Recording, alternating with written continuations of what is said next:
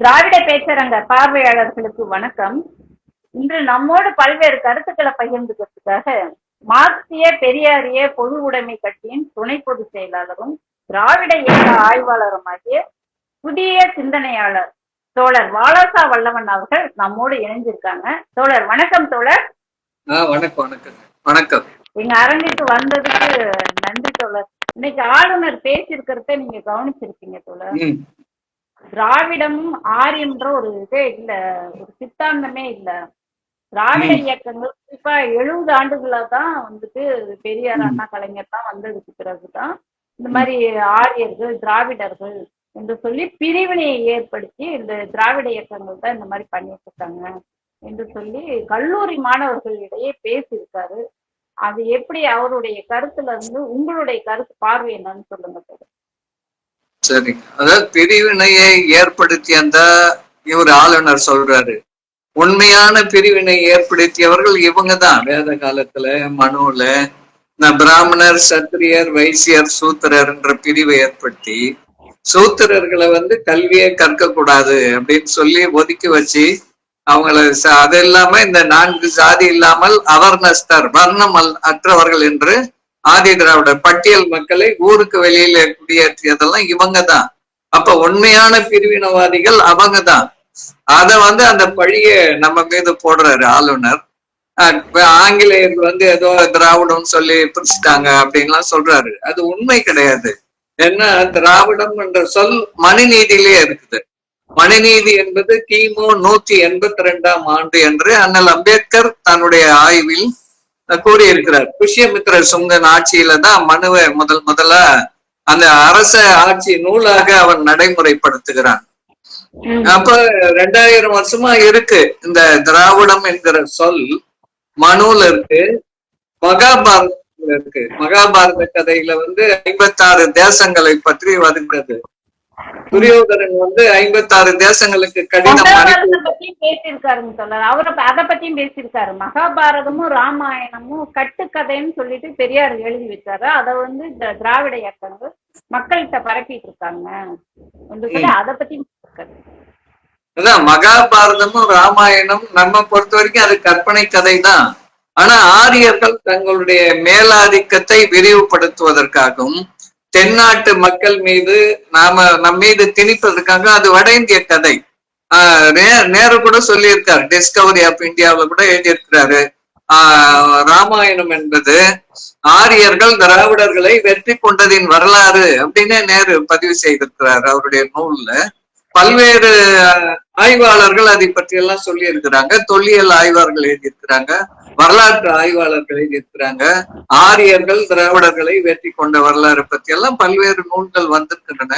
நூற்றுக்கணக்கான நூல்கள் இருக்கின்றன. உலக அளவில் பல பல்கலைக்கழகங்களில் பயிற்றுவிக்கப்படுகிறது. ஏதோ தமிழ்நாட்டுல மட்டும் திராவிடம் பாடமா இல்ல, உலகம் முழுக்க இருக்கு. இன்றைக்கு உலகம் முழுக்க மொழியியல் ஆய்வாளர்கள் லிங்குஸ்டிக்ஸ் பிரிக்கும் போது திராவிடியன் லாங்குவேஜ் என்று தான் சொல்றாங்களே தவிர பல மொழி குடும்பங்கள்ல அது இந்தோ ஆரிய குடும்பம், நம்ம மொழி குடும்பம் திராவிட மொழி குடும்பம். அது உலகம் முழுவதும் எல்லா மொழியலாளர்களும் ஏற்றுக்கொண்ட ஒன்று. அதனால அதை இவங்க வேணும்னே அந்த RSS பிஜேபி குரு கோல்வாக்கர் சொல்லி இருப்பாரு, பஞ்ச் ஆஃப் தாட்ஸ்ல ஆரியன் திராவிடன் என்பதெல்லாம் மித்து கற்பனை கதைன்னு. அத இவர் RSS ரவி, ஆளுநர் ரவி RSS. அதனால அவர் அதை சொல்றாரு. இவங்களுக்கு அந்த இந்து ஒற்றுமை, இந்து ராஷ்டிராக்கு திராவிடம் தடையாக இருக்கிறது, அதனால இதை உழைக்கணும் அப்படின்னு நினைக்கிறார்கள். பாரதியார் கூட ஆரியம் பத்தி பல எழுதியிருக்கிறாரு. ஆரிய நாடு எங்கள் நாடு எக்கச்சக்கமா எழுதியிருக்கிறாரு. அப்ப ஆரியம் இருக்கும்போது திராவிடம் இருக்குதானே. ஆரியர்களுக்கு முன்பு இந்த நாட்டில் வாழ்ந்தவர்கள் திராவிடர்கள் அப்படின்னு பல்வேறு வரலாற்று செய்திகள் இருக்கின்றன. 1924 சிந்துவெளி அகழ்வாய்வு மொஹஞ்சதாரோ வெளியிடப்பட்டது. அப்போ ஜான் மார்ஷல் இது ஆரியர்களுக்கு முற்பட்ட நாகரிகம், திராவிட நாகரிகம் தான் எழுதினாரு. Oxford Indian history of India Smith எழுதினாரு. அதுதான் முதல்ல மிகப்பெரிய இந்திய வரலாறு. அதுல தொடங்குறத திராவிட இயக்க வரலாறு. திராவிட இயக்கம் பத்தி தான் முதல்ல திராவிட மக்கள் வரலாறு, அப்புறம்தான் ஆரியர் வருகை, அதெல்லாம் அந்த பாடம் வரும். அது உலக வரலாறு எல்லா நாடுகள்லயும் இருக்கு. இவங்களுக்கு இன்றைக்கு இந்த இந்து ராஷ்டிரா அமைப்பதற்கு தடையாக இருக்கிற காரணத்தினால் இதற்கு நாம திராவிடன் வெளியே சொல்றோம். நாம திராவிடன் வெளியே சொல்லல, நம்மை அவர்கள் கூறினார்கள். இப்ப யுவான் சுவாங் சீன பாதிரியார் வந்தார், அவரை பற்றி வெளிநாட்டினர் வந்து யார் யாரெல்லாம் வந்தாங்க, என்னென்ன எழுதி வச்சாங்க அப்படின்றதெல்லாம் நூல்களாக இருக்கின்றன.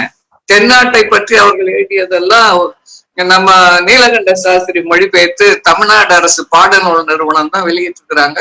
1970களிலே கலைஞர் முதலமைச்சராக இருக்கும் போதே அந்த நூல் வெளிவந்திருக்கிறது. இப்ப மறுபதிப்பு சென்றாண்டு வெளிவந்திருக்கிறது.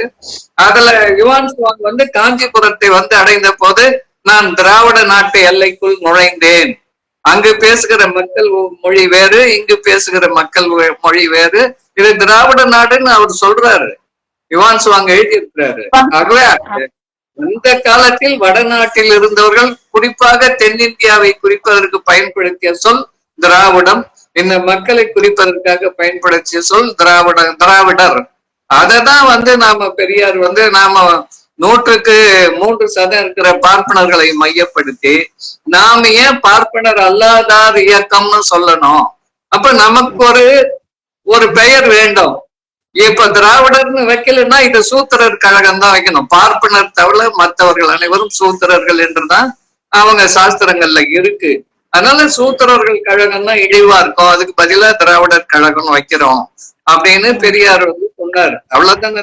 அவங்க நம்ம மேல சூட்டிய பெயரை நாம் ஏற்றுக்கொண்டோம், அவ்வளவுதானே தவிர நாம போய் அதை தேடி போகல. திராவிடர்னு பேர் வச்சாங்கன்னு சொல்ல வரீங்க? என்னங்க? அவங்களே நமக்கு திராவிடர்னு பேர் வச்சாங்கன்னு சொல்ல வரீங்க? ஆமா, அவங்களேதான் வச்சாங்க, நாம வைக்கல. ஏன்னா மனுல இருக்கு, மகாபாரதத்துல இருக்கு, வட இந்திய நூல்கள் எல்லாத்துலயும் இருக்கு. அதனால அவங்கதான் இவங்களை தென்னாட்டு மக்களை திராவிடர்கள்னு எழுதி வச்சிருக்கிறாங்க, நாம வச்சுக்கல. அதன் பிறகு ஆங்கிலேயர்கள் கால்டுவெல் வந்து 1956 தான் திராவிட மொழிகளுடைய ஒப்பிலக்கணம், தென்னிந்திய மொழிகளுடைய இலக்கணம் அல்லது திராவிட மொழிகளுடைய ஒப்பிலக்கணம்ன்ற பேர்ல எழுதினாரு. அவரே சொல்றாரு, நான் வந்து அங்கிருந்து எடுத்தேன், மனுல இருக்கு, அதெல்லாம் கால்டுவெல்ல சொல்றாரு. அதாவது இது வெறும் தென்னிந்திய மொழிகள் மட்டும்னு ஏன் சொல்லலன்னா, பிராகுவி மொழி வந்து பாகிஸ்தானுக்கு அந்த பக்கம் இருக்கு, ஆப்கானிஸ்தான்ல, அது வந்து தென்னிந்திய மொழி. இப்ப அண்ணல் அம்பேத்கர் எழுதியிருப்பார், முதல் தொகுதியிலேயே வரும், அவருடைய 37 தொகுதிகள் தமிழ் நூல்ல இருக்கு. இந்தியா முழுவதும் வாழ்ந்த மக்கள் திராவிடர்கள், நாகர்கள் அப்படிதான் சொல்லுவாரு. அப்ப வடமொழியை ஏற்றுக்கொண்டவர்கள் நாகாலாந்துன்னு போயிட்டாங்க, ஏற்க மறுத்தவர்கள் தெற்கே வந்து விட்டார்கள் அப்படின்னு அவரு அண்ணல் அம்பேத்கர் வந்து எழுதியிருப்பாரு. அப்ப வடக்க அவங்க வந்து இதை வந்து திராவிட நாகரிகம்ன்றது நீண்ட காலமா இருக்கு. ஆரியன் திராவிடியன்ட்டு சிதம்பரம் பிள்ளைன்ட்டு 1935 ஆங்கிலத்துல ஒரு நூல் எழுதியிருக்கார், சிறந்த நூல். அந்த நூல்ல எந்தெந்த வரலாற்று ஆசிரியர்கள் எந்தெந்த பக்கத்துல இந்த ஆரியர்களை பற்றியும் திராவிடர்களை பற்றியும் குறிப்பு எழுதியிருக்கிறார்கள் என்பதெல்லாம் அடுத்த தொகுத்து ஒரே நூலாக வழங்கி இருக்கிறார். அந்த நூல் 1935 ஆங்கிலத்தில் வந்தது, 36 முதல் பதிப்பு தமிழ்ல வெளிவந்திருக்கு. அதன் பிறகு பெரியார் அவர்களும் ஆரியர் திராவிடர் உண்மை வரலாறுன்ட்டு பெரியாருடைய பேச்சுகளை தொகுத்து 1939 ஒரு நூல் வந்திருக்கு. அதுதான், அப்படிதான். இப்ப திராவிடர் இயக்கம் அப்படின்றத இப்ப தென்னிந்திய நல உரிமை சங்கம் தான் நாம பேர் வச்சோம். அதாவது SILF, south Indian liberal federation, அதுதான் நீதி கட்சிக்கு உண்மையான பெயர். அந்த நாம நீதி கேட்டதுனால அந்த கட்சியினுடைய கொடியில் தராசு சின்னத்தை வைத்தோம், அதனால அது ஜஸ்டிஸ் பார்ட்டின்னு பேர் வந்தது. ஆங்கிலத்துல இதழுக்கு ஜஸ்டிஸ்னு தான் பேர் வச்சோம். அன்றைக்கு சென்னை மாகாணமாக நாம் ஒன்றாக இருந்தோம். நம்மோடு ஆந்திரம் இருந்தது, தெலுங்கானா நிஜாம் ஆட்சியில் இருந்தது, நம்மோடு இல்லை. கேரளாவில மலபார் மாவட்டம் மட்டும் இருந்தது, கொச்சி திருவாங்கூர் தனி அரசர் பகுதிகள், மைசூர்ல மைசூர் மகாராஜா பகுதியை தவிர மற்ற பகுதி நம்மோடு இருந்தது. கன்னடம், ஒரியாவில் இது அனைத்தும் சேர்ந்துதான் சென்னை மாகாணம். ஒரே நிர்வாக கட்டுக்கோப்பில் ஆட்சியின் கீழ் இருந்தது, ஒரே ஆளுநர் கீழ் இருந்தது. அப்ப ஒரே கட்சி நீதி கட்சி, இது முழுமைக்கான சொந்தமான கட்சி. அப்ப எல்லோருக்குமான ஒரு இதழ், தமிழ் இதழ் வேண்டும் என்ற போது கூடி பேசினார்கள். 3 நாள் கலந்துரையாடல் செய்துதான் தமிழ் ஏட்டுக்கு திராவிடன் என்று பெயரை சூட்டினார்கள். அனைவருக்கும் பொதுவாக இருக்க வேண்டும் என்பதற்காக தான் திராவிடன் என்று பெயர் வச்சாங்க. இப்ப அயோத்திதாச பண்டிதர் அவர் 1890களிலே வந்து அந்த ஆதி திராவிட மகாஜன சபையை தொடங்குறாரு. அப்புறம் திராவிட மகாஜன சபை, இப்ப இப்ப ரெட்டைமலை சீனிவாசன் பறையர் மகாஜன சபை, அவரும் பிறகு ஆதி திராவிடர் மகாஜன சபை என்று மாற்றிக்கொண்டார். அப்ப அவர்களுடைய இதழ் பேர் தான் தமிழன். பண்டிதர் அயோத்திதாசர் 1907 முதல் 14 வரை நடத்திய இதழுக்கு பேரு தமிழன். முதல் ஆண்டு 1 பைசா தமிழன், விலை 1 பைசா அந்த இதழுக்கு, ஒரு இதழுக்கு. அதனால 1 பைசா தமிழன் போட்டாரு. சென்னையில அச்சடிக்க மாட்டேன்னு சொல்லிவிட்டார்கள். அதனால ஓராண்டு கழிச்சு கோலார் தங்க வயல்ல போய் அச்சடிக்க ஆரம்பிச்சாரு, அங்க இருந்த அச்சகத்துல. அப்ப அது தமிழன். அந்த தமிழன் இதழ்ல ஆதி திராவிட மக்களை, பட்டியல் வகுப்பு மக்களை குறிப்பதற்காக அவர் பயன்படுத்திய சொல் சாதி பேதமற்ற பூர்வீக திராவிட குடிகள். 1910ஆம் ஆண்டு அவர் இந்த சென்சஸ் அதிகாரிக்கு ஒரு கடிதம் எழுதுகிறார். மக்கள் தொகை கணக்கெடுப்புல இந்த மக்களை பற்றி என்ன குறிக்க வேண்டும் என்று ஒரு கடிதம்.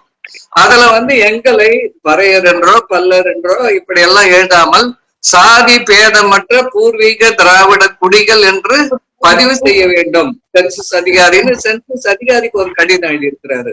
ஆக அந்த பட்டியல் வகுப்பு மக்கள் தங்களை குறிப்பதற்கு ஆரியத்துக்கு எதிரான சொல் திராவிடம், அவ்வளவுதான், மற்றபடியும்.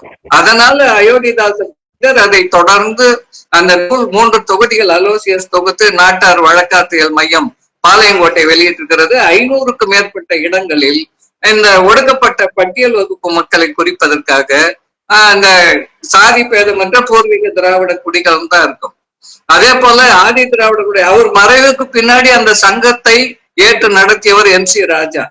அவர் ஆதி திராவிட மகாசன சபையின் தான் புதுப்பிக்கிறார் 1917. 1922 டிசம்பர் மாதம் சென்னை மாகாண சட்டமன்றத்தில் அவர் ஒரு தீர்மானம் கொண்டு வரார்.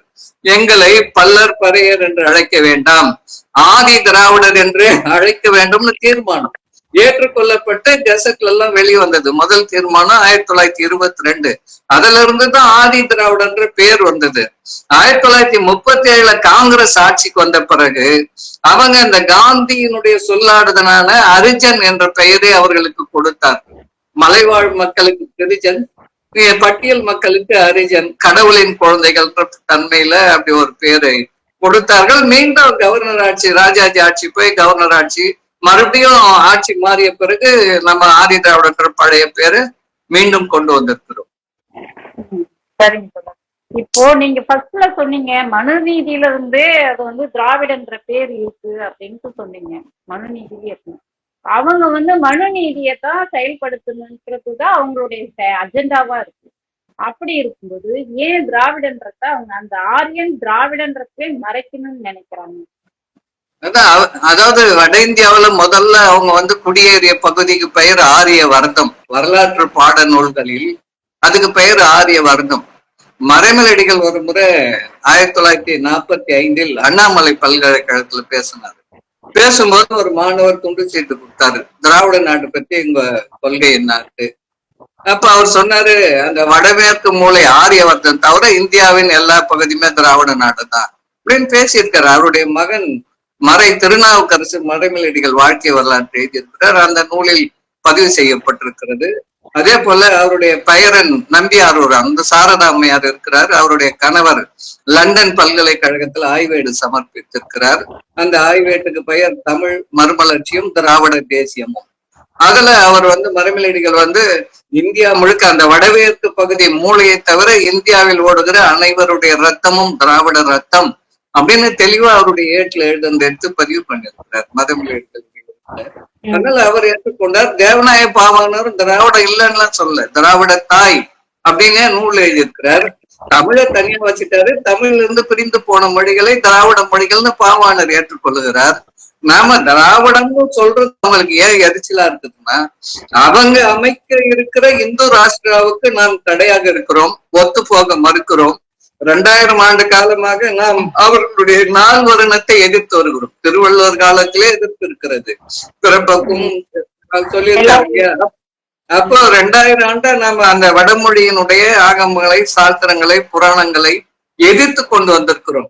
படிப்படியா பல்லவர் ஆட்சியில் தொடங்கி பாண்டியர் ஆட்சியில இவங்க பிற்கால சோழர் ஆட்சியில ஆரியர்களுடைய வருகை அதிகரித்தது. இவங்களே வடநாட்டுல இருந்து பலரை அழைத்து வந்தார்கள். அவர்கள் சொல்படி ஆட்சி நடத்தினார்கள். அதனால இங்க சமஸ்கிருதம் மேலாண்மை பெற்றது. அனைத்து கோயில்களையும் ஆரிய பார்ப்பனர் குடியேறி விட்டார்கள். அவ்வளவுதானே தவிர இன்றைக்கு இந்தியாவோட அப்ப சமஸ்கிருதத்தை இங்க வளர்க்க முடிஞ்சது, இப்ப இங்க சமஸ்கிருதத்தை மேலாண்மை பண்ண முடியல, அதனால திராவிடத்தை எதிர்க்கிறாங்கன்னு சொல்ல வரீங்க? ஆமா, கண்டிப்பா. நீதி கட்சி ஆட்சியிலேயே ஒன்று சொல்றேன் வரலாற்று செய்தியை. 1920 நீதி கட்சி ஆட்சிக்கு வருகிறது. 1925 வரை தமிழ் புலவர் பண்டிட்டு படிக்கணும்னா கூட சமஸ்கிருதத்தை கட்டாயமாக ஒரு பாடம் படிக்க வேண்டி இருந்தது. 1924 அன்றைய கல்வி அமைச்சர் A.P. பாத்ரோ சட்டமன்றத்தில் பேசினார். இந்த அரசு திராவிட அரசு, திராவிட மொழிகளுக்கு மட்டும்தான் செலவு செய்யும், இந்திக்கோ சமஸ்கிருதத்துக்கோ நாங்க செலவு செய்ய மாட்டோம்னு பேசினார். பேசுனது மட்டும் இல்ல, அரசாணை வெளியிட்டார். நான் அந்த அரசாணை எடுத்து என்னுடைய சிந்தனையாளன் பொங்கல் மலர்ல திராவிட இயக்கத்தின் சாதனைகள்னு ஒரு கட்டுரை எழுதியிருக்கிறேன். அதுல அந்த அரசாணை எல்லாம் எடுத்து நான் கையாண்டிருக்கிறேன். ஆக அரசாணை போட்ட பிறகு 24 இந்த அரசாணை வெளிவருகிறது. அப்ப 25 தான் சென்னை பல்கலைக்கழகத்துல செனட் மீட்டிங்ல எங்க அவங்களுக்கு பணம் ஒதுக்காம சுத்தமா அவங்கள நாம இது பண்ணிடுவோம்ட்டு ஒரு சமரசத்துக்கு வருகிறார்கள். அடுத்த ஆண்டு முதல் சமஸ்கிருதம் படிக்காமல் தமிழ் புலவர் பண்டிட் தேர்வு எழுதலாம்ட்டு அப்பதான் ஒரு முடிவுக்கு ஒத்துக்கொள்ளுகிறார்கள். முதலாக சமஸ்கிருதம் படிக்காமல் தமிழ் புலவர் வித்வான், அப்போது பண்டிட், இப்போ பீலிட்டு, இவர்கள் எல்லாம் முதல் செட்டு சமஸ்கிருதம் படிக்காம தமிழை மட்டுமே படித்து வந்தவர்கள் 1926 தான். அது மட்டும் இல்ல, 26 தான். அதே போல காந்தியடிகள் 1917 ஜூலை 31 மும்பையில ஒரு இடத்துல பேட்டி கொடுத்தார். இந்தியாவுக்கு பொது மொழியாக சமஸ்கிருதம் வர வேண்டும் என்று. அதற்கு அடுத்த ஆண்டே நீதி கட்சியினுடைய தமிழ் ஏடு 1/8/1917 ஆகஸ்ட் 1 இந்தியாவின் பொது மொழியாக இந்தி இருப்பது கண்டிக்கத்தக்கது, அதை ஏற்றுக்கொள்ள முடியாது. அன்றைக்கு மக்கள் தொகை அடிப்படையில் இந்தி பேசுகிற மக்களுடைய எண்ணிக்கை 6.5 கோடி. அது போட்டிருக்காங்க, அந்த திராவிடன் துணை தலையங்கத்துல இருக்கு. நான் அதை எடுத்தும் வச்சிருக்கிறேன், அந்த தலையங்கத்தை நகல் எடுத்து. மற்றவங்க 23.5 கோடி நம்ம இந்தி பேசாத மக்கள். அப்ப ஒரு சிறுபான்மை மக்கள் பேசுகிற ஒரு மொழியை இங்க திணிக்க கூடாது அப்படின்ட்டு நம்ம 17 எதிர்த்துட்டோம். அதுக்கு பிறகு நீதி கட்சி ஆட்சி 20 36 வரைக்கும் நடந்தது. 1930 சென்னை நகராட்சியை காங்கிரஸ் கைப்பற்றி விடுகிறது. நகராட்சியை 34 தான் மாநகராட்சியாக வருது. முதல் மேயர் ராஜா சார் முத்தைய செட்டியார் தான், அண்ணாமலை செட்டியார் மகன். 34 அது வரைக்கும் நகராட்சி தான். 30 அவங்க நகராட்சியை கைப்பற்றியவுடன் ஒரு தீர்மானம் ஏற்றுகிறார்கள். அதாவது நகராட்சி பள்ளிகளில் இந்தியை ஒரு பாட மொழியாக வைக்க வேண்டும் அப்படின்ட்டு தீர்மானம் போடுகிறார்கள். அதை இவங்க அரசு ஏத்துக்க முடியாதுன்னு சொல்லிட்டாங்க, நீதி கட்சி அரசு. அதே போல 1931 ஒரு தீர்மானம் போடுறாங்க, அப்பவும் அரசு நிராகரிக்கிறது. இதெல்லாம் நம்பி ஆரூரான் லண்டன் பல்கலைக்கழகத்துக்கு அளித்திருக்கின்ற ஆய்வேட்டில் இந்த செய்திகள் சான்றுகளோடு பதிவு செய்யப்பட்டிருக்கிறது. திராவிட தேசியமும் தமிழ் மறுமலர்ச்சியும் என்று அந்த நூல் தமிழிலும் வந்திருக்கிறது. இதுக்கெல்லாம் சான்று இருக்கு. அப்ப நீதி கட்சி ஆட்சியில் இருக்கிற வரைக்கும் இங்க இந்திக்கு செல்வாக்கு செய்து விட்டார்கள். மகாத்மா காந்தி 17 பேசினாரு, 19 இங்க இந்தி பிரச்சார சபையை தொடங்கினாரு. 1920 திருநெல்வேலியில் நடைபெற்ற காங்கிரஸ் மாநாட்டில் மார்வாடிகளும் குஜராத்திகளும் இந்தி பிரச்சார சபைக்கு 50,000 ரூபாய் மேடையிலே கொடுத்தார்கள். இதையும் இந்தியாரூரான் தான் பதிவு செய்திருக்கிறார். அதை பெற்றுக்கொண்டு காந்தி யங் இந்தியாவில் அதற்கு ஒப்புதல் கொடுத்தார். அப்போ மார்வாடிய குஜராத் இதை எப்படியாவது இந்தியாவில சேர்த்தணும்னு துடிச்சார் காந்தி. காந்தியடிகள் தான் அவர் குஜராத்தி. இப்ப எப்படி மோடி குஜராத்தியோ அமித்ஷா குஜராத்தியோ அது போல. ஆனா இவங்க குஜராத்தி மொழிக்கு முதன்மை தரல, இந்திக்கு தான் முதன்மை தருங்க. இந்தி தரது மட்டும் இல்ல, சமஸ்கிருதத்துக்கு தான். ஆமா, காந்தியும் இந்திக்கு தான் முதன்மை கொடுத்தாரு. அது மட்டும் இல்ல, 1925 எங்கெல்லாம் ஆண்டுக்கு ஒரு முறை காங்கிரஸ் மாநாடு நடக்கும். டிசம்பர் மாதம் கடைசி 30, 31 தேதி இல்லைன்னா 29, 30 தேதிகள் கடைசி 2 நாள் ஒவ்வொரு ஆண்டும் நடக்கும். அப்ப 25க்கு பிறகு அந்த காங்கிரஸ் மாநாட்டு பந்தலிலேயே அகில இந்திய இந்தி மாநாடு நடைபெற்றது. அது காந்தி தான் ஏற்பாடு பண்ணாரு. அது தொடர்ச்சியா எப்படியாவது இந்தியை இந்தியா முழுக்க ஒரு மொழியாக்கி இந்தியானாலே இந்தி தான் அப்படின்னு கொண்டாடணும் துடித்தவர்களுக்கு எதிராக திராவிட இயக்கம் அன்று முதல் இருந்தது. அப்ப 37 ஹிந்தி திணிப்பு நடந்துட்டு இருக்கு காந்தி காலத்துல இருந்தே. அப்ப காந்தியும் காங்கிரஸும் RSS எல்லாம் ஒண்ணுதான், ஒரே கொள்கையில தான் இருக்காங்க. ஆமா, இப்ப முதல்ல தமிழ்நாட்டுல ஹிந்தி படிக்கணும்னு எழுதினவர் பாரதியார் 1906 இந்தியா அவர் திலகர் குரூப்ல இருந்தார். வஉசி இருந்தாரு, ஆனா வஉசி அதை ஆதரிக்கல. பாரதியார் இந்தியா எழுதினாரு, இந்தியாவுக்கு பொது மொழியாக ஹிந்தி வரணும், ஒவ்வொரு தமிழர்களும் கட்டாயமா ஹிந்தி படிக்கணும்னு எழுதினாரு. எங்கெங்க என்னன்னா ஹிந்தி புத்தகம் கிடைக்குதுன்னு தான் எழுதியிருக்காரு இந்தியா கேட்ல. அந்த கட்டுரை எடுத்து நான் என்னுடைய திராவிடர் இயக்க பகுதியில் பாரதியார் எங்கள் நூல்ல வெளியிட்டிருக்கிறார் அந்த இந்தியா கேட்ல அந்த கட்டுரையை. ஆனா பாரதியார் அதோடு நிக்கல. 1920 இந்தியாவுக்கு பொதுமொழியா ஆங்கிலமா இந்தியான்னு ஒரு பெரிய விவாதம் நடக்குது எது வைக்கிறதுன்ட்டு. அப்ப இவங்க பாரதியார் இந்தியும் சொல்லல ஆங்கிலம் சொல்லல, ரெண்டுமே தேவையில்ல, இந்தியாவுக்கு பொதுமொழியா சமஸ்கிருதம் தான் வரணும். இது நான் புதுசா சொல்ல. மன்னராட்சி காலங்களில் எல்லா அரசர்களுக்கும் ராஜகுரு இருந்தார்கள், எல்லா ராஜகுருக்கும் சமஸ்கிருதம் தெரியும். அப்ப ஒவ்வொரு மன்னர்கிட்டையும் இன்னொரு மன்னர் கடிதம் சமஸ்கிருதம் வழியாதான் சென்றது. அதனால இது புதுசா செய்யறது இல்ல, இது ஏற்கனவே லிங்க் லாங்குவேஜ் இணைப்பு மொழியாக சமஸ்கிருதம் பல ஆயிரம் ஆண்டா இந்தியாவுல இருந்தது. அதனால இதைதான் கொண்டு வரணும்னு பாரதியாரு சுதேசமித்திரத்தில் எழுதியிருக்காரு. அந்த கட்டுரை எடுத்து என்னுடைய நூல்ல போட்டிருக்கேன் நான். திராவிட இயக்க பார்வையில் பாரதியார் நூல்ல சமஸ்கிருதம் இந்தியாவுக்கு பொதுமொழியா வரணும்னு பாரதியார் 1920 எழுதியிருக்கிறாரு. அவர் 21 இறந்து போயிட்டாரு. RSS தோன்றவில்லை. ஆனாலும் அதற்கான அந்த கொள்கைகள் எல்லாம் அப்பவே அவர் சொல்லிட்டு போயிருக்காரு, எழுதியிருக்காருன்றத என்னுடைய நூல்ல இப்போ அந்த நூல் கிடைக்குது. PeriyarBooks.com இணையதளத்துல விற்பனையில இருக்கு. இப்படி அவங்களுக்கு நாம பெரிய தடையா இருந்தோம். இந்த நீதி கட்சி காலத்தில் இத நாம அரசு தொடக்க பள்ளியில வக்கீல்ன்ற அந்த கோபத்துலதான் நீதி கட்சி இருந்தவுடன் ராஜாஜி 1937 ஆட்சிக்கு வந்த பிறகு இந்த இந்தியை 125 பள்ளிகளில் 6ஆம் வகுப்புல இருந்து 8ஆம் வகுப்பு கட்டாய பாடமாக திணித்தார். இந்தியாவுல வேற எந்த மாகாணத்திலையும் திணிக்கல. மொத்தம் 10 மாகாணம் இருந்தது. 9 மாகாணத்துல பார்ப்பனர்களே முதலமைச்சர்களாக வந்தார்கள். ஒரே ஒரு இடத்துல தான் முஸ்லீம் பார்ப்பனர் எல்லாம் இல்ல. அப்ப எல்லாம் பார்ப்பனர், காங்கிரஸ்னால அன்னைக்கு பார்ப்பனர்கள் தான். அப்போ கட்டாயமா திணித்தார். அதை எதிர்த்து மிகப்பெரிய போராட்டம், இந்திய போராட்டம் எல்லாரும் அடைப்போம் தெரிந்ததுதான். அப்போ மிகப்பெரிய போராட்டத்தில் பெரியார்லாம் எனக்கு ஒரு கேள்வி வருது. காங்கிரஸ்ல பார்ப்பனர்கள் தான் ஆதிக்கம் செலுத்தினாங்க. அதனால மற்ற மாநிலங்கள் எல்லா இடத்துலயும் இந்தி ஏத்துக்கிட்டாங்க. தமிழ்நாட்டுல திராவிடர்கள் ஆட்சியை கைப்பற்றினதுனால அப்பையில இருந்து இன்னைக்கு வரையும் தமிழ்நாடு எதிர்க்குது. ஆமா, நீதி கட்சி ஆட்சியிலும் சரி இல்ல. ஓமந்தூரார் இந்திய திணிக்க மறுபடியும் 48 முயற்சி பண்ணார். ஓமந்தூர் ராமசாமி ரெட்டியார் 47 முதலமைச்சரா வந்தாரு. 48 ஒரு முயற்சி நடந்தது. அப்போ நாம தான் திராவிடர் கழகம் தான் எல்லாரையும் இணைச்சு மிகப்பெரிய மாநாடு, போராட்டம், மறியல். பெரியார் சிறைக்கு போனார், அண்ணா சிறைக்கு, பெரிய பெண்கள்லாம் நிறைய சிறைக்கு போனாங்க. 48லயும் 3 மாதங்கள் தொடர் மறியல் இதெல்லாம் நடந்து அந்த திணிப்பு முயற்சி முறியடிக்கப்பட்டது.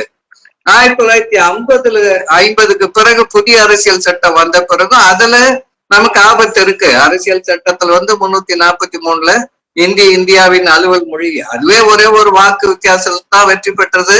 அது நம் மீது ஏறி உட்கார்ந்து கொண்டிருக்கிறது. அதுக்கு நாம கடுமையா இப்ப அண்ணா அவர்கள் நாடாளுமன்றத்தில ராஜ்யசபால 62ல இருந்து உறுப்பினராக இருந்தார்.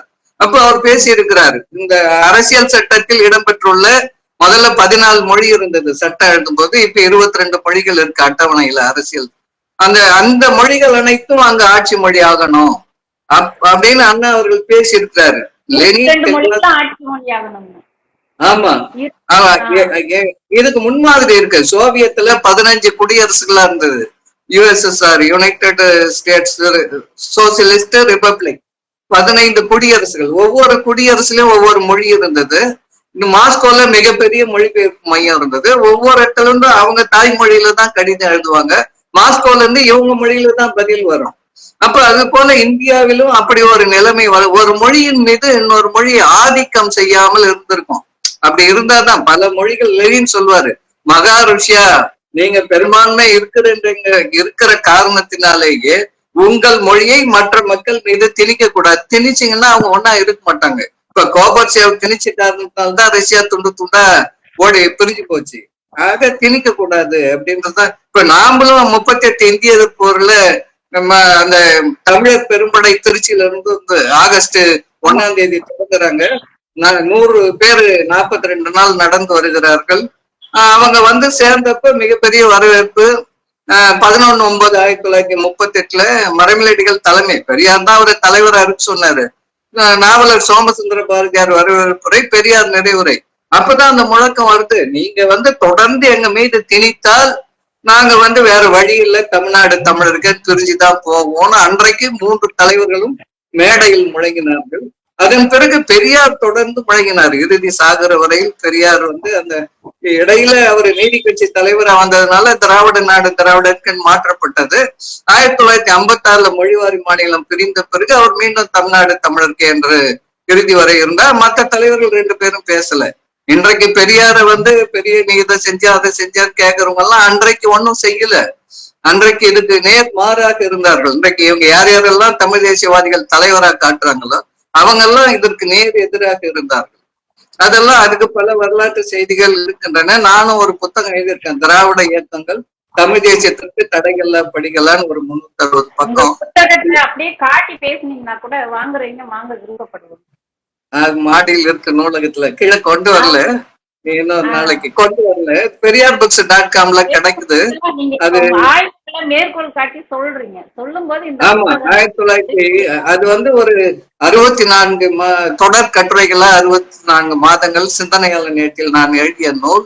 அந்த நூல்ல இந்த செய்திகள், இந்த தலைவர்களுடைய சொற்பொழிவுகள் எல்லாமே இருக்கு. அது எல்லாமே அடுத்த முறை வரும்போது அதை கையில காட்டுறேன். பெரியார்புக்ஸ்.comனு இணையத்துல போனீங்கன்னா அது கிடைக்கும். விற்பனைகள் இருக்கு, 300 ரூபாய் விலை. ஆக நாம வந்து அன்றையிலிருந்து இன்றைய 100 ஆண்டா இந்திய எதிர்க்கிறோம். 100 ஆண்டுக்கு மேல 1917 இருந்து இந்திய எதிர்க்கிறோம். இப்ப வந்து 1925, அதனால 105 ஆண்டு ஆச்சு இந்திய வரலாறு. இன்றைக்கும் தமிழ்நாட்டில் மட்டும்தான் இந்தி பாடமொழியாக இல்லை அரசு பள்ளிகளில். மற்ற எல்லாத்திலும் வந்துச்சு, ஆந்திரா, கேரளா, கர்நாடகா. நம்ம வந்து இந்தி எதிர்ப்புன்னு நம்ம பேசுறோம். அவங்க என்ன சொல்றாங்கன்னாக்க, நீங்க ஏன் இன்னொரு மொழி படிக்கிறத ஏன் தடுக்கிறீங்க? அவங்க ரொம்ப அக்கறையா பேசுறாங்க. பணக்கார பிள்ளைங்களுக்குலாம் மொழி படிக்கிறாங்க, அதுவே ஏன் ஏழை எளிய பிள்ளைங்க படிக்க கூடாதுன்னு இவங்க மேல ரொம்ப அக்கறையா பேசுறாங்க. இல்ல, அது வந்து வேணும்னே அவங்க தாய்மொழியை நாம் எதற்கு படிக்கணும்? இப்ப நம்ம தாய்மொழி அவங்க படிப்பாங்கல்ல, அது தேவையற்ற ஒரு சுமை.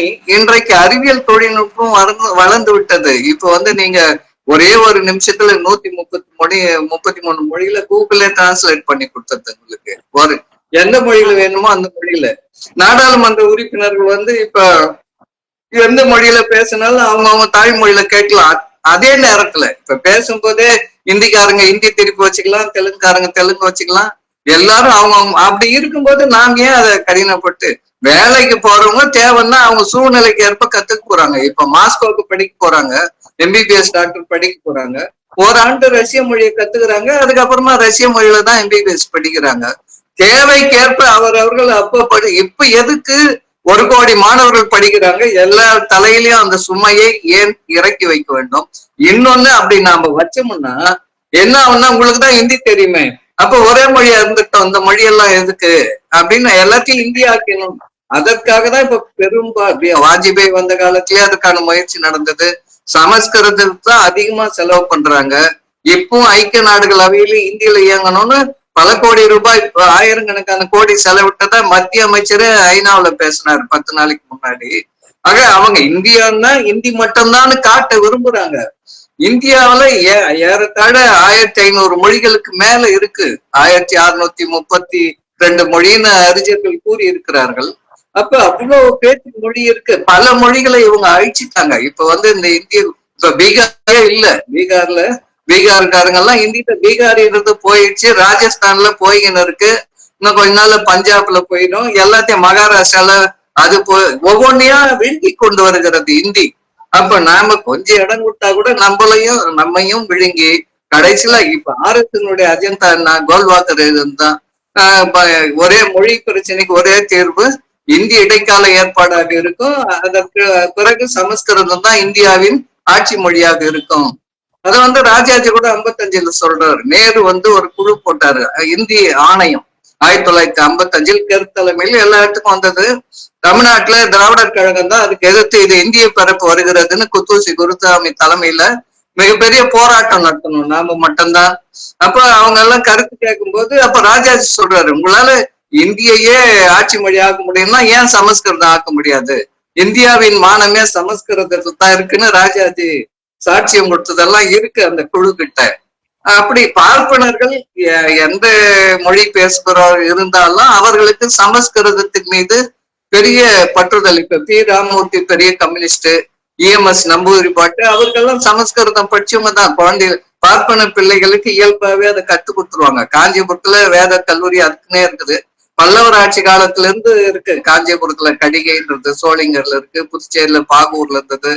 இது தொடர்ந்து பார்ப்பனர்கள் அதனால்தான் எளிதா அவங்க மட்டும் படிச்சுட்டு வேலைக்கு வரணும். எதுக்கு சமஸ்கிருதங்க கட்டாயப்பாடுமா மருத்துவத்துக்கும் தமிழ் புலவருக்கும் வச்சாங்க? எந்த படிப்பா இருந்தாலும் நம்ம பிள்ளைங்க படிச்சு வரணும், மாற்றம் வரக்கூடாது.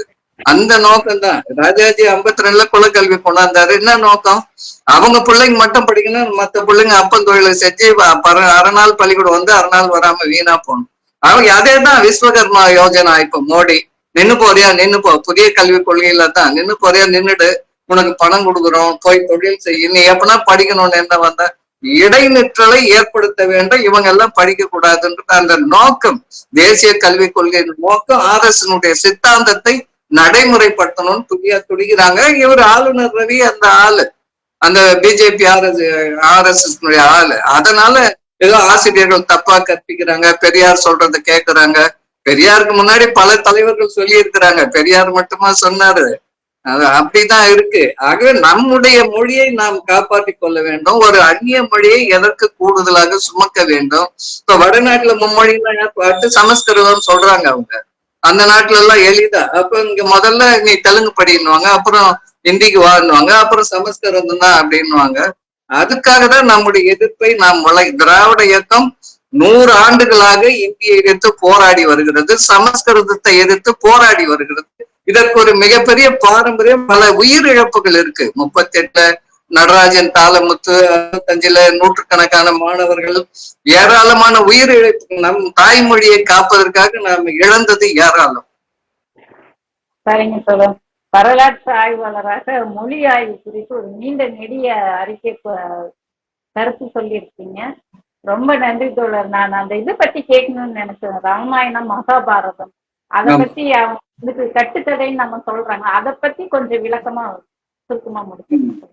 இந்த ராமாயணத்தை பொறுத்த வரைக்கும், ராமாயணம் என்பது ஆரியர்களும் திராவிடர்களும் நடைபெற்ற போர்னு பல்வேறு ஆராய்ச்சியாளர்கள் கூறுகிறார்கள். வால்மீகி ராமாயணம்ன்றது அதுல ராமனை கடவுளா காட்டல, ஒரு அரச குமாரனாக தான் காமிச்சிருக்கிறாங்க. பிற்காலத்தில் அது மிகைப்படுத்தப்பட்டு கூடுதலாக செய்தி எழுதி அதன் மூலமா ஒரு அரசியல் செய்யணும்னு தான் அதை பெருசா கொண்டு குப்தர்கள் ஆட்சி காலத்துல தான் இந்த ராமாயணத்துல வர்ற பேரெல்லாம் ஊருக்கு வைக்கிறாங்க. இப்ப வைக்கிறாங்கல்ல, எம்ஜிஆர் நகர், ஜெயலலிதா நகர், கலைஞர் நகர், அண்ணா நகர், பெரியார். அது போல இந்த ராமாயணத்தில் வருகிற பெயர்களை குப்தர்கள் ஆட்சி காலத்துல தான் வச்சிருக்காங்க வட இந்தியாவில பல பகுதிகளுக்கு. அது ஒரு ஆரிய மேலாதிக்கத்தை இங்கு கொண்டு வர வேண்டும் என்பதற்காக திட்டமிட்டு, அதனாலதான் மத்திய அரசு எல்லாம் தொலைக்காட்சியில, அரசு தொலைக்காட்சியில ராமாயணத்தை தொடர்ந்து போட்டுட்டு அது வடநாட்டு கதை. என்ன ஆதாரங்கள் இருக்கு? அதான் அது அதுக்கு பெரிய ஆதாரம் எல்லாம் கிடையாது. அது சொல்றவங்க எல்லாம் அது சின்ன குறு மன்னர்கள் இடையில் ஏற்பட்ட சண்டைன்னு தான் எல்லாரும் சொல்றாங்க. அது மிகைப்படுத்த, அது ஒரு கதையா தான் அவர் எழுதுறாரு. வால்மீகி அது ஒரு கதை போல் தான் எழுதுறாரு. ராஜாஜி கூட பெரியாருக்கு பயந்துன்னு அந்த ராமாயணத்தை கூட அவர் ராமர் கடவுள் இல்ல, மனித அரசகுமாரன் தான் எழுதியிருப்பாரு அவருடைய நூல்ல. வியாசர் வருதுலயும் சரி, இந்த ராமாயணத்துலயும் சரி, அது மிகைப்படுத்தப்படுகிறது, அவ்வளவுதான். ராமாயணத்துல அதுல அந்த ஆரிய ஆதிக்கம், அந்த 4 வர்ணம் அதுல இருக்கு. இப்போ இந்த சம்புகன் வதை, இப்ப தமிழ்ல கம்ப அது மொழிபெயர்க்கல, நீங்க நல்லா பார்க்கணும்.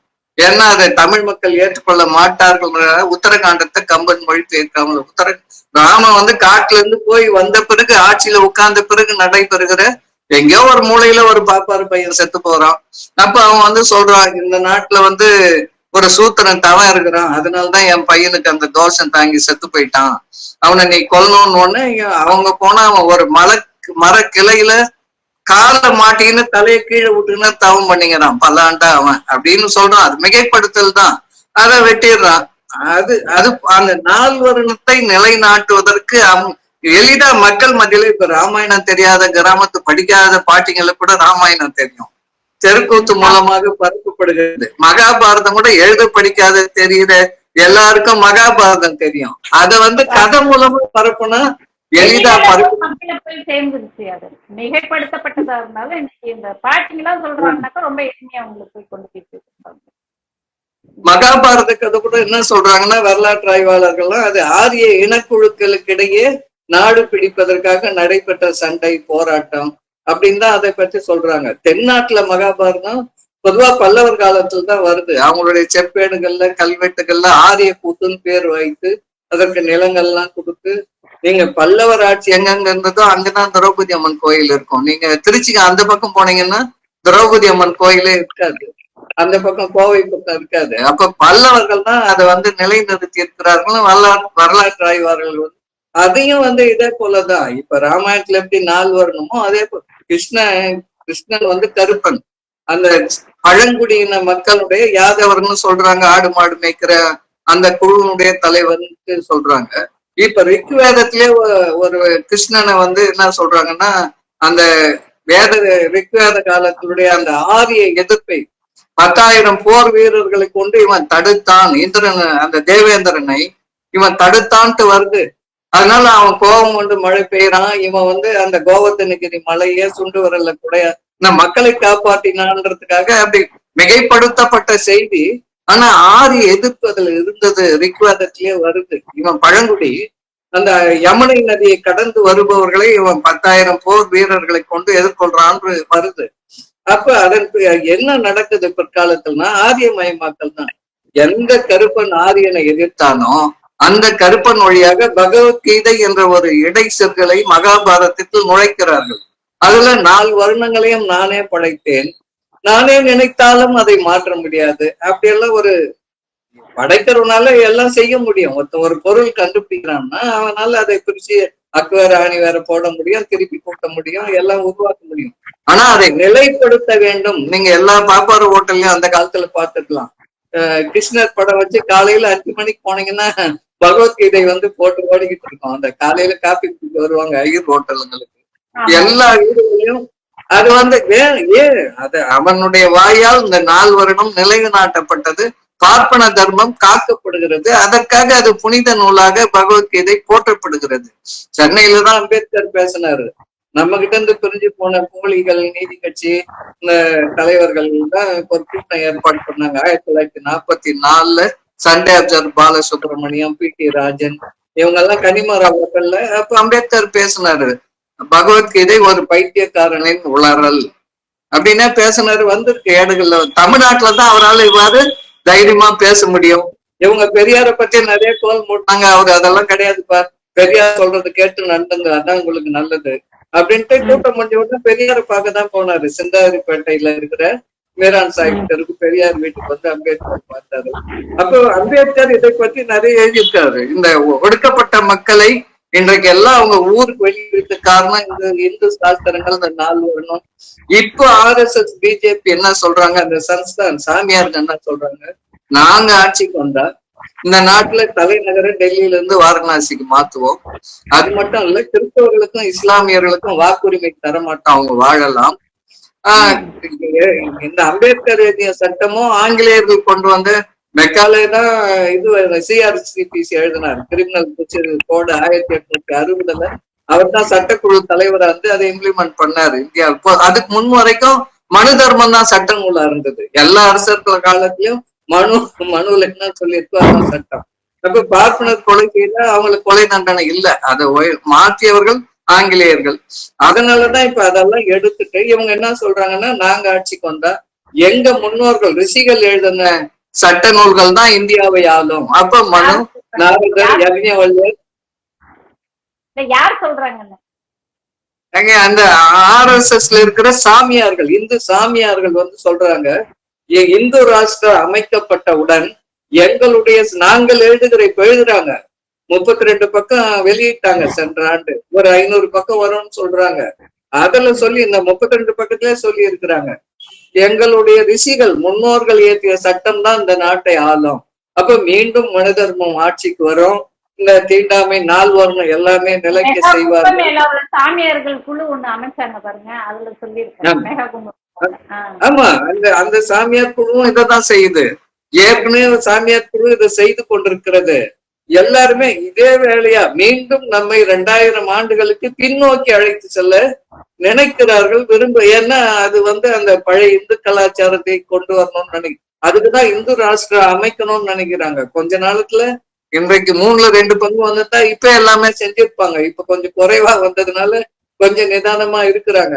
என்றைக்கு இருந்தாலும் ஒரு சர்வாதிகாரத்தை நோக்கி ஒரு இந்து ராஷ்டிரம்னா அது சர்வாதிகார ஆட்சியாக, அன்றைக்கு புஷ்யமித்ரன் செய்த கொடுமைகளை அண்ணல் அம்பேத்கர் எழுதியிருக்கிறார். வெளிநாட்டினர் மேற்கோளை காட்டி எழுதியிருக்கிறார். புத்த பிச்சுகளுடைய தலைகளை கொண்டு வந்தா தங்க காசையெல்லாம் அவனு போட்டான், தண்டோரா போட்டான், நாடு முழுக்க வெட்டி கொண்டு வந்த தலைகளை எல்லாம் வெறிய கொப்பரையில அப்படியே எண்ணெயில போட்டு அந்த தலைகளை வறுத்து எடுத்து கொட்டினான்லாம் பாதியினர் செய்தி இருக்கிறாங்க. அதை அண்ணல் அம்பேத்கர் மேற்கோள் காட்டுகிறார். வன்முறையின் மூலமா தான் பௌத்தம் இந்த நாட்டில் அழிக்கப்பட்டது. அதே போல மீண்டும் ஒரு வன்முறை ஏற்படுத்தி எதிரிகளை அழிக்க நினைக்கிறார்கள். நாம தான் எச்சரிக்கையா நாம தடுத்து கொண்டிருக்கிறோம். 100 ஆண்டு அவர்களை எதிர்த்து போராடி கொண்டிருக்கிறோம். பெரியாருடைய தலைமையில் நீதி கட்சிக்காரர்கள், பெரியாரு, அறிஞர் அண்ணா, கலைஞர், இன்றைக்கு ஸ்டாலின், இந்தியாவிலே மிக போல்டாக இருக்கிற ஒரே முதலமைச்சர் ஸ்டாலின் தான். தீவிரமாக தேசிய கல்விக் கொள்கையை இன்றைக்கு அவர்களுக்கு எதிராக திராவிடம் நாங்க வலிமையா பேசுறாரு. அது இவங்களுக்கு பொறுக்க முடியல. அதனால ஆளுநர் ரவி இதெல்லாம் இப்படி எல்லாம் பேசிட்டு இருக்காரு. அவ்வளவுதான், வேற ஒண்ணும். நன்றி. மகிழ்ச்சி. வணக்கம், வணக்கம், வணக்கம், வணக்கம். நன்றி, வணக்கம்.